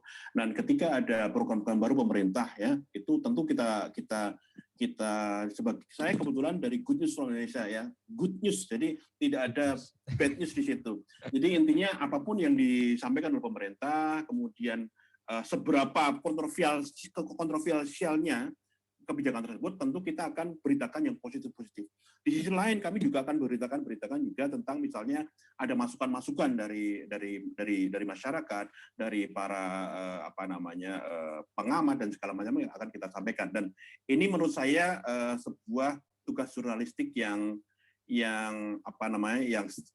ideal seperti itu. Ada juga menurut saya, dan ini menurut saya yang kita hindari adalah apapun yang dilakukan oleh pemerintah itu pasti benar dan yang menolak itu pasti salah. Nah, menurut saya itu juga tidak selamanya perlu kita dukung gitu, karena sebagai media kita harus berdiri di tengah-tengah gitu. Yang benar kita kabarkan benar, meskipun dia kurang benar kita ambil positif, kita kabarkan yang benar. Yang bagian sana juga kita kita kabarkan. Nah, inilah salah satu tugas kami untuk menciptakan audiens yang literate, yang memiliki literasi media begitu, dan ini tugas kita bersama lah menurut saya. Oke, sebelum saya lanjut ke pertanyaan yang lainnya, saya sekali lagi pengen mengingatkan kepada seluruh Indonesian Youngsters, para peserta dari Opening Epicentrum 2021 ini, untuk silakan apabila mau bertanya, silakan simpan pertanyaan di kolom komentar. Manfaatkan kesempatan ini karena kesempatannya nggak datang 2 kali. Datangnya berapa kali? Cuma 1 kali aja di Talkshow Epicentrum kali ini. Oke. Sekarang saya juga pengen bertanya ke Ibu Julie Winu dari komunitas Love Ranking. Saya melihat website Love Ranking memang salah satu spesialisnya ada di Research and Communication. Ini bagaimana strategi komunikasi yang dilakukan oleh komunitas sendiri dalam mendukung kebijakan pemerintah, menyampaikan informasi-informasi agar diterima dengan baik oleh masyarakat? Jadi kalau di Love Ranking sendiri, setiap communication strategy itu disesuaikan dengan programnya masing-masing ya tentunya, dan pastinya dilihat juga target audiensnya itu siapa gitu. selama pandemik ini kan sekarang semua aktivitas itu menggunakan online platform. Jadi kami memutuskan bahwa strategi komunikasi yang paling tepat di masa ini adalah melalui sosial media gitu untuk membangun engagement terhadap target audience kita tentunya. Dan tentunya dalam menentukan strategi communication teman-teman di sini pasti paham betul lah ya langkah-langkahnya seperti apa. Baik. Luar biasa. Dari Love Ranking sendiri strategi komunikasinya seperti itu ya Bu ya. Nah kalau misalnya dari Ibu Ira sendiri selaku dosen Fakultas Ilmu Komunikasi, ini strategi komunikasi seperti apa yang dilakukan untuk bisa memberikan informasi-informasi terbaik kepada masyarakat seperti itu? Oke, baik. Jadi kalau misalnya kita berbicara tentang strategi komunikasi dan media richness, jadi memang harus memanfaatkan berbagai saluran yang ada ya. Kalau tadi seperti Pak Ayat sampaikan, kita juga bahkan pakai YouTube, pakai sosial media, mungkin juga pakai media-media mainstream juga pakai ya. Jadi memang harus semua channel itu kita manfaatkan. Mungkin saya juga mau cerita ya Mas, tantangan itu tadi ya. Kalau saya kan sebagai kaprodi di sini pegiat e-learning juga ya, yang nanti blended learning dan juga kalau Unpad itu mencanangkan akan jadi pembelajarannya tuh hibrid untuk tahun-tahun ke depan gitu. Jadi kalau saya sih selalu menjadi pihak nggak tahu, saya tuh orangnya memang pro pemerintah sih ya. Jadi ingin menyukseskan gitu. Tapi kadang-kadang kita menghadapi baik dosen dan mahasiswa itu yang sudah a priori duluan. Dalam hal ini sebenarnya sih lebih banyak ketantangannya kalau saya ke dosen gitu. Jadi ketika kita bilang Bapak Ibu nanti mahasiswa akan punya program ini ya Indonesia Mengajar. Naonan eta program Indonesia Mengajar teh kumaha ngontrolna gitu kadang pembicaraan seperti itu ya. Terus misalnya kita mahasiswa juga diperbolehkan magang gitu ya. Bahkan semester 5 juga karena dia bekalnya sudah cukup, ini kita perbolehkan karena kan kampus Merdeka itu semester 1 sampai 4 itu penguatan prodi dan universitas, 5 dan seterusnya itu boleh keluar. Lah, kok bisa-bisanya mereka udah boleh magang? Nah, itu teh ada ya kalau menghadapi berbicara dengan dosen gitu. Jadi kalau misalnya kita bisa satu Dosen suara, tua ya Bu Ira ya mungkin. Betul Bapak. Tapi kita terbuka saja Bu Ira. betul Pak. Jadi dosen tua dan dosen muda yang berpikiran tua juga ada Pak. Iya. Ya. Gitu. Jadi dengan adanya satu suara, tadi ya kalau pentahelix ini kita satu suara mulai dari pemerintah, lalu juga perguruan tingginya itu sudah jelas, kita sudah tahu dan juga sudah punya SOP itu, jadi mudah menyampaikannya ke dosen-dosen. Karena kan kalau mahasiswa sendiri sih memang tidak terlalu banyak komplainnya terhadap, nggak ada malah, karena mereka jadi merdeka belajar gitu ya, yang mengajukan proposal untuk Indonesia Mengajar dan ikut intern itu ke prodi itu sangat banyak, dan saya sangat bahagia gitu karena mereka punya inisiatif ya. Selain kan sekarang itu mereka biasanya banyaknya tuh menjadi kaum rebahan ya, Zoom sambil rebahan, nggak mau on cam. Nah dengan adanya kampus Merdeka ini mereka tuh jadi terpacu gitu untuk ya tadi mencari pembelajaran sendiri. Dan menurut saya kemudian akan sukses tadi ya ketika komunikasi itu memanfaatkan semua saluran yang ada dan satu suara dari pemerintah, dari universitas, komunitas mendukung, media mendukung ya. Kasihan tuh media kalau Pak Ahyari tadi ya udah nggak dibayar sama pemerintah tapi dituduh menjadi apa sedengkotnya pemerintah ya. Oh sering. Ya kan? Iya. Apalagi berkenaan dengan COVID. Aduh ya, kemarin saya baca di akun-akunnya media di Instagram itu yang memberitakan tentang kasus COVID di India. Waduh, di situ komennya banyak gini ya, media perpanjangan tangan pemerintah untuk menakut-nakuti kita. Wah itu ya PR-nya tuh seperti itu. Jadi mudah-mudahan sih ke depannya kita juga sudah bisa satu suara, sama-sama mengomunikasikan ini dengan baik sehingga tadi masyarakat itu melihat nilai-nilai positif dan bisa ikut berpartisipasi dalam pendidikan ini gitu. Baik, kalau dari unsur mahasiswa sendiri bagaimana? Bukan kalau misalnya mahasiswa dari farmasi bisa bantu bikin penelitian tentang obat-obatan untuk pandemi COVID-19. Kalau misalnya mahasiswa dari teknik mungkin bisa bantu buat alat tes PCR atau lain sebagainya. Nah, kalau mahasiswa komunikasi sendiri ini seperti apa Bu perannya Bu? Karena teman-teman saya banyak yang bingung nih. Jangan salah ya, kalau kita bicara tentang komunikasi justru semua program itu tidak akan berhasil, tidak akan sampai ke masyarakat kalau komunikasinya itu tidak disampaikan dengan baik. Kalau niatan baik itu informasinya tidak sampai ke masyarakat. Kampanye-kampanye itu dikerjakannya oleh anak komunikasi. Ayo anak komunikasi ya, proud to be a communication student.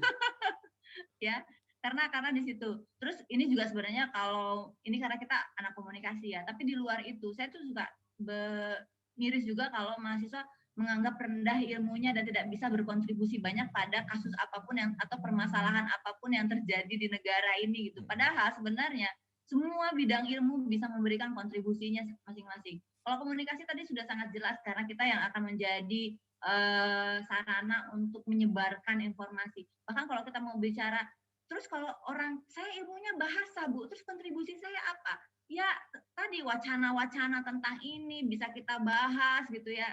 Semua bidang ilmu bisa berkontribusi menyelesaikan semua masalah yang ada di sebuah negara gitu. Baik, jadi semua bidang ilmu bisa membantu Indonesia untuk bisa pulih dari ekonomi nasional, untuk memulihkan ekonomi nasional ya Bu ya. Termasuk juga komunikasi seperti itu. Nah sekarang kita akan beralih ke sesi question and answer. Boleh ditunjukkan pertanyaannya teman-teman dari panitia? Oke, sudah terlihat di sisi kanan saya. Oke, pertanyaan pertama ini dari Jonathan untuk Ibu Juli dari komunitas. Baik, saya bacakan pertanyaannya Bu ya. Sebagai agensi yang bergerak di Asia Pasifik, apa hal positif yang dapat dicontoh dari negara tetangga dan dapat diimplementasikan di Indonesia, Bu? Kebetulan kita seperti yang tadi saya sudah sampaikan ya, bahwa sebenarnya kita itu kan fokusnya itu kan di Asia Pasifik, dan ada salah satu program di Bangkok yang kita lakukan juga ya selama pandemik ini, yaitu untuk membantu ini ya mental health. Itu yang saya belum lihat digaungkan ya kayak gitu di Indonesia, dan itu merupakan salah satu contoh yang bagus sih. Jadi kita juga tidak hanya fokus di pendidikannya gitu juga, terus habis itu juga ekonominya atau pariwisatanya, tapi mental health juga sebenarnya perlu untuk diprioritaskan juga gitu, karena kita nggak bisa memungkiri gitu ya bahwa efek dari pandemik ini ke mental seseorang itu sangat besar ya gitu, dan berbeda-beda gitu ya, dan sometimes kita saya nggak tahu ya, even dari government sendiri pun do they think about this gitu loh, tentang mental health issue ini gitu ya, karena it exists, it's in reality gitu ya, itu ada di masyarakat gitu. Itu salah satu hal positif yang mungkin bisa kita contoh ya gitu untuk di Indonesia. Baik, sekarang pertanyaan yang selanjutnya ini dari Nadine Salsabila kepada Pak Ahyari dari media. Pak Ahyar, apa saja program-program yang dilakukan oleh GNFI dan Sisia.co yang memiliki peluang yang besar untuk dimanfaatkan di masa pandemi? Dan apakah program tersebut sudah maksimal dalam pemanfaatannya, Pak? Ya, ada 3 flagship program selama pandemi ya, dari Maret 2020 sampai sekarang tuh ada 3 flagship program, yaitu GNFI Network. Jadi kami dalam tanda petik mencoba menyelamatkan media-media kecil di daerah-daerah. Kami ada menyelamatkan Bima Kini di Bima, Sumbawa. Kami menyelamatkan Suara Sriwijaya, kemudian Bima Karya di Madura, kemudian ada Nanumbe di Kalimantan Utara, dan segala macam. Jadi kami menawarkan audiens kami kepada mereka, tolong berita kamu ditaruh ke kita, segala macam, kami coba share. Dan ternyata responnya sangat bagus, followers mereka nambah banyak, kemudian juga traffic mereka tambah naik, dan mereka sudah beberapa ya, nggak semua, itu sudah mulai bisa memanfaatkan naiknya reputasi mereka untuk mendapatkan iklan dari daerahnya masing-masing. Pertama itu GNFI Network.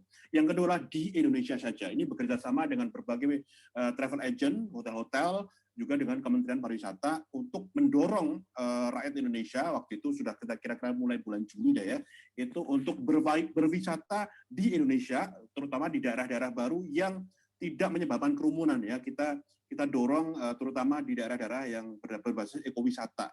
Jadi kita dorong, kami kami bekerjasama dengan mereka, dan saya bisa melihat bahwa gaungnya sangat besar. Ya di mana-mana kemarin saya baru pulang dari Jogja, ada satu hotel dan segala macam tuh ada hashtag di Indonesia saja di situ. Nah itu hashtag yang kita bikin bersama-sama waktu itu. Yang ketiga adalah bangga buatan Indonesia. Ini bekerjasama dengan Kementerian Perdagangan dan juga kampus-kampus di Jawa Timur dan di Jawa Barat ya. Kemudian di Jawa Timur, di Jember, di Malang dan di Surabaya. Umumnya targetnya adalah satu, mengkampanyekan tentang satu brand Indonesia, kedua produk Indonesia, yang kedua adalah mengkampanyekan brand-brand lokal agar mendapatkan national exposure.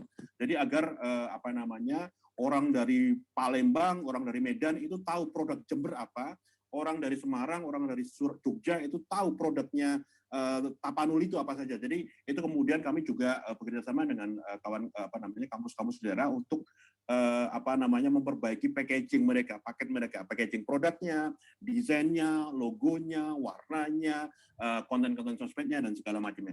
Insya Allah secara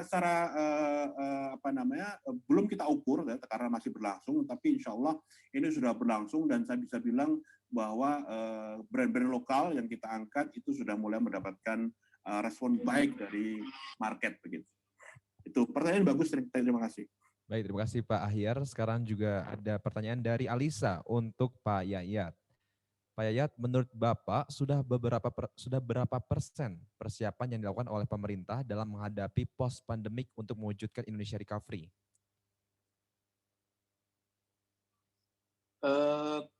Bidang apa dulu nih? Harus ditanyakan di bidang apa? Kalau di bidang pendidikan dan kebudayaan dan ristek, ya kita bisa katakan bahwa apa yang sudah kita lakukan sudah lebih dari 70%. Ya, jadi kalau misalnya seperti tadi saya sampaikan, kita sudah bergerak untuk melakukan transformasi pendidikan tinggi ya. Ini di mana tidak hanya menyasar untuk dosen ya, mahasiswa, tapi juga untuk tendik ya. Jadi ada beberapa program yang akan kita sukseskan ya, kita kelola.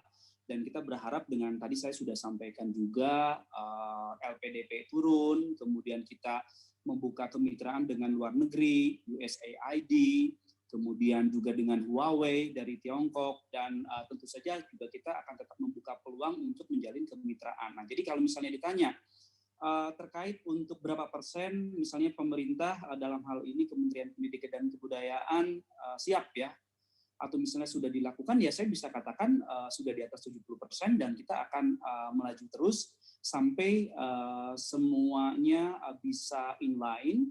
Nah, namun demikian saya juga harus mengatakan di sini yang namanya pendidikan itu tidak akan pernah luput dari masalah.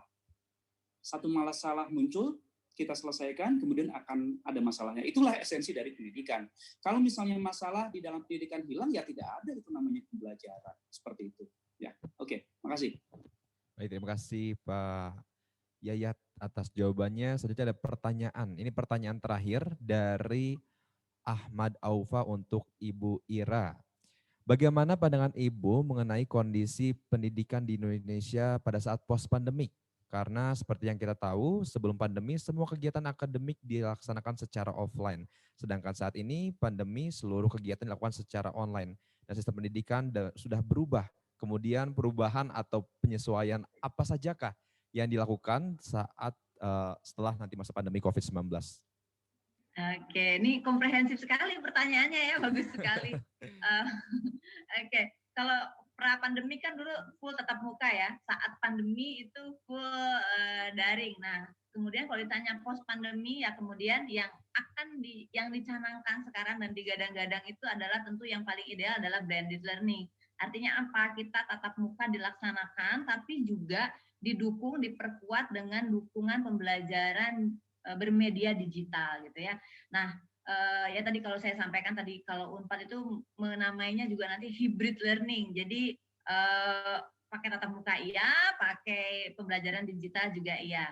Nah, mudah-mudahan sih itu akan menjadi semakin ini ya mempermudah dan memperluas. Artinya apa? Tatap muka, value itu tetap bisa disampaikan, keterampilan bisa diperoleh, tapi kan nanti enggak, kalau sekarang kan 14 kali pertemuan tuh tatap muka, kalau sebelum pandemi ya 14 kali pertemuan tuh tatap muka terus. Kalau nanti itu sudah pandemi kita tatap muka di kelas cukup 5 kali, hanya diskusi, merangkum, atau belajar yang tutorial langsung ya. Selebihnya mahasiswa bisa tugas mandiri, waktu-waktu yang ada bisa digunakan untuk mengembangkan diri, mencari sumber pembelajaran yang lain. Terus saya juga mungkin mau cerita sedikit tadinya ya. Nah ini juga mungkin yang banyak dipersepsi oleh kami generasi-generasi yang sudah lebih bukan tua ya, lebih dewasa gitu, adalah kalau generasi Z itu generasi yang apa ya, kita suka mengecap kalian orang-orang muda tuh sebagai kutu loncat lah, orang yang maunya instan lah, tidak suka belajar, sukanya gaya hidup hedon, mungkin ya seperti itu loh. Tapi sejak saya jadi content creator di pertengahan 2020 kemarin, saya tuh tadinya pesimis bahwa mahasiswa, bahwa orang-orang muda tuh akan suka sama konten-konten pendidikan, tapi ternyata saya salah. Bahwa ternyata generasi muda itu generasi yang suka belajar. Makanya padahal konten saya kayak kuliah loh di TikTok tuh isinya tuh bener-bener ngejelasin kuliah gitu ya. Tapi alhamdulillah yang nonton bisa sampai 1 juta, 2 juta gitu. Artinya apa? Bahwa generasi muda, bahwa kalian juga suka belajar. Jadi nanti pemerintah, universitas, komunitas, media memberikan yang terbaik untuk kalian sebagai mahasiswa, pembelajar, dan kaliannya juga ternyata memang suka belajar. Mudah-mudahan itu akan menciptakan ekosistem pendidikan yang baik di negara kita. Baik, terima kasih Bu Ira. Tadi juga sebelumnya ada Pak Ahyar dan juga Bu Juli serta Pak Yayat yang sudah menjawab pertanyaan dari teman-teman Indonesian Youngsters. Terima kasih juga untuk teman-teman Indonesian Youngsters atas pertanyaannya dan antusiasmenya dalam menjalankan dan menyaksikan opening Epicentrum 2021 ini. Nah, sebelum talkshow ini tutup, saya pengen terlebih dahulu mendengar statement dari masing-masing pentahelix yang ada pada hari ini. Terlebih dahulu, kalau tadi diawali dari Pak Yayat, sekarang saya pengen diawali dulu dari Bu Juli. Silakan Ibu, closing statement-nya. Oke, terima kasih Mas Medi. Seperti yang tadi disampaikan Pak Dadang di pidato pembukaannya, jadi program yang sedang kami jalankan juga harapannya adalah untuk melahirkan agent of change untuk masa yang akan datang. Karena perjuangan melawan misinformasi dan disinformasi di Indonesia masih panjang. Terima kasih. Baik, terima kasih Ibu Juli. Selanjutnya ke Pak Ahyar dari media. Ya, kawan-kawan mahasiswa, saya beberapa hari ini membaca sesuatu yang kurang menyenangkan, yaitu bisa jadi kita akan terus-menerus hidup dengan COVID. Gitu. Bisa jadi COVID akan selalu bersama kita. Artinya masa depan kita itu penuh dengan semakin ada ketidakpastian dan segala macam. Tapi di berbagai macam tantangan itu ada kesempatan baru, kesempatan yang lebih besar, kesempatan yang lebih potensial yang bisa kawan-kawan manfaatkan dengan belajar dari sekarang, dengan memanfaatkan media dari sekarang, berjejaring dari sekarang, dan insya Allah dengan makin kuat kita, skill kita makin nambah, makin resilience kita, maka kita bisa menjawab tantangan-tantangan masa depan itu dengan berbagai macam skill yang kita punya, dan saya berharap agar kawan-kawan yang ada di sini, apapun masa depan yang ada di depan kita akan jadi manusia-manusia yang berhasil, manusia yang bisa menjadi breakthrough. Begitu. Dari saya itu. Baik, selanjutnya dari Ibu Ira dari Pentahelix Akademisi. Oke, baik. Nah mungkin saya mau berpesan ke mahasiswa gitu ya, kalau selama ini kalian memposisikan diri ada pada posisi wajib belajar, ayo kita ubah posisinya. Jadi sekarang yang punya kewajiban itu adalah dosen mengajar, ya. Tapi kalau kalian belajar itu bukan kewajiban. Kalau kewajiban jadinya terpaksa. Kalian harus melihat bahwa belajar itu kalian adalah hak. Kalau hak, kalian akan menuntut. Jadi akan berusaha maksimal untuk memberikan usaha yang terbaik kalian untuk mendapatkan pembelajaran itu. Gitu. Baik, saya terakhir dari Pak Yayat, Pentahelix dari pemerintahan. Silakan Pak Yayat.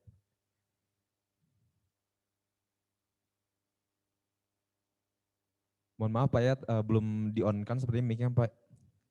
Iya, ini saya berpesan tidak sebagai seorang birokrat ya, bagian dari pemerintah, tapi saya ingin berpesan sebagai seorang kakak ke adik-adik mahasiswa ya. Jadi kita harus optimis ya, apapun yang pernah kita alami ya, masalah, kendala, kita harus optimis bahwa semua masalah, semua kendala bisa kita ubah menjadi tantangan dan peluang. Dan jangan lupa Kementerian Pendidikan dan Kebudayaan tidak akan berpangku tangan. Kita akan tetap mengawal pendidikan tinggi, sehingga juga kita juga di tahun-tahun, tidak hanya di tahun 2021 ini, tapi juga tahun depan, ya kita juga bisa meningkatkan kualitas sumber daya manusia. Nah, pesan saya yang terakhir adalah tetap kreatif, inovatif, dan tidak menunggu. Ya, jadi ini saya pesan karena saya punya anak 2 di rumah, jadi satu baru kuliah, satu lagi SMA. Ini saya memang benar-benar mengawal anak saya, dan ini bukan satu usaha yang gampang ya untuk mengingatkan kembali. Ini saya setuju dengan tadi yang disampaikan oleh Bu Ira. Jangan terlalu menuntut, tapi ketika misalnya dosen tidak memberikan pengajaran yang diharapkan oleh mahasiswa, tolong mahasiswa harus kreatif, cari bahan sendiri. Itu dari saya. Terima kasih. Baik, terima kasih kepada Pak Yayat Hendayana, Koordinator Substansi Umum, Kerjasama dan Hubungan Masyarakat Dirjen Dikti. Sebelumnya juga ada Ibu Ira Mirawati, dosen Fikom Unpad dan Konten Kreator. Kemudian tadi ada Ibu Julie Binu dari Law Frankie. Kemudian juga ada Pak Ahyari Hananto selaku founder GNFI Indonesia. Nah, tadi kita sama-sama sudah membahas tentang bagaimana caranya Indonesia bisa bertahan setelah masa pandemi COVID-19 ini, dari mulai tadi sisi pendidikannya, bagaimana ada kampus merdeka, kemudian juga tadi kita lihat Ristek Dikti, penelitian-penelitian, riset-riset yang tentunya bisa bermanfaat. Dan belum lagi tadi juga kita berbicara tentang ekosistem dunia digital yang memang saat ini tidak bisa dinafikan. Oleh karena itu, ayo sekarang bukan saatnya kita berkompetisi, ini saatnya kita kolaborasi. Tahun ini bukan lagi saatnya untuk kita adaptasi, tapi ini saatnya kita untuk recovery. Akhir kata, saya Mehdi Heriasti izinkan memberikan pantun terlebih dahulu. Apabila ada sumur di ladang, bolehlah kita menumpang mandi di sana. Namun apabila tak ada sumur di ladang, tak pula kita tak mandi. Akhir kata, saya Mehdi Heriasti mohon pamit undur diri. Terima kasih. Wassalamualaikum warahmatullahi wabarakatuh. Waalaikumsalam warahmatullahi wabarakatuh. Salam Bu Ira, Mbak Joli, Pak Yayat. Salam dari Surabaya. Thank you to all of the speaker and also Mehdi for leading us such a really insightful talk show. And as an appreciation, we would like to present you an e-certificate to our speakers and also moderators. The first one will be given to Miss Julie Binu from Law Frankie. The next one is for Mr. Yayat Hendayana from Ditjen Dikti.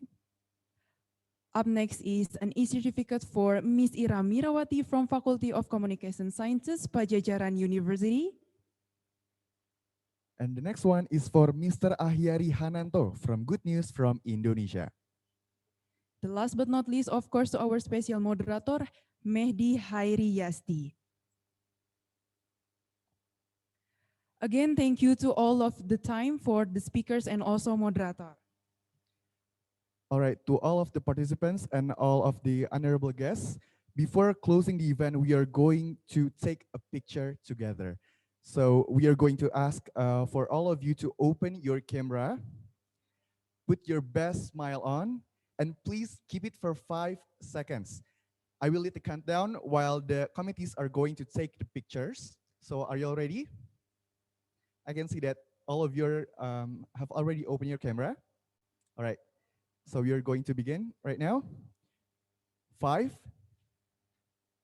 4, 3, 2, 1. Thank you, everyone. All right, once again, we would like to send our endless appreciation to our sponsors, BJB, Shop and Drive, Taspen, and our partner, Love Frankie, as well as to our media partners, Fun Radio, Radio Mercu Buana, Kompas.com, Suara Gama FM, Radio Kampus Unila, and Event News. And also we would like to thank every speakers, moderator, and to all of the finalists of Epicentrum 2021. We wish you tons of luck for your competition. Break a leg, and may everybody is having their best time at Epicentrum 2021. My name is Rama. And Nami Amita, thank you so much for your time and your participation. We will see you on the closing night of Epicentrum 2021. Thank you and best of luck.